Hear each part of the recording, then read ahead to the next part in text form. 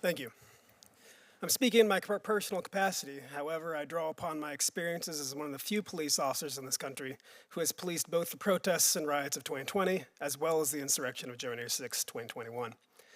I am intimately familiar with political violence, as when I fought to defend the United States Capitol and many of your very lives, I was beaten, bloodied, crushed, with my eye gouged and my skull smashed with my own baton. Political violence is a worthy topic for discussion. However, the press release I saw from the subcommittee chair made it clear that this was not going to be an honest consideration of various causes and effects, but rather a ham-fisted attempt to propagate the unsupported notion that liberal ideology is the greatest origin of modern political violence. This is particularly galling to me since every single member of the majority on the subcommittee has either contributed to one of the most infamous examples of conservative political violence of our age or the protection of its perpetrators. Every majority member who could do so voted to acquit Donald Trump during a second impeachment, and now we find ourselves in a new horrific age of political violence, one where it is carried out by the state itself. A permanent resident was arrested without a warrant and is being threatened with deportation simply for his politics. A Tennessee man was arrested and is being held on $2 million bail for sharing a Trump meme on social media.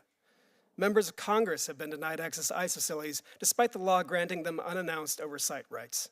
These detentions and prohibitions are all grounded in the threat of deadly force and violence, are absurd or outright illegal, and politically motivated by right-wing ideology. The fact that these actions are carried out by agents of the state doesn't make them acceptable, it makes them far worse.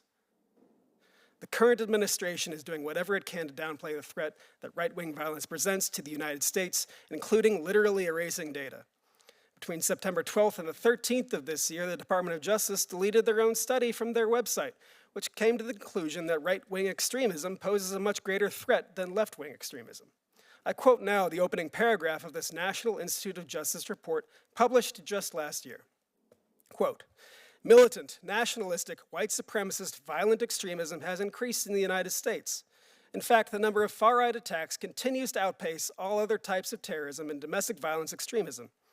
Since 1990, far-right extremists have committed far more ideologically motivated homicides than far-left or radical Islamist extremists, including 227 events that took more than 520 lives. In this same period, far-left extremists committed 42 ideologically motivated attacks that took 78 lives. A recent threat assessment by the U.S. Department of Homeland Security concluded that domestic violent extremists are an acute threat and highlighted a probability that COVID-19 pandemic-related stressors, long-standing ideological grievances related to immigration, and narratives surrounding electoral fraud will continue to serve as a justification for violent actions. There will always be those who seek to further their own political agenda through extra-legal violence, and that is what law enforcement is for. But to reduce the risk of the population at large from falling into radicalization, the solution is simple. It's unfettered democracy. One of democracy's greatest assets is how, when unsullied, it provides a mechanism for everyone to have their voice heard.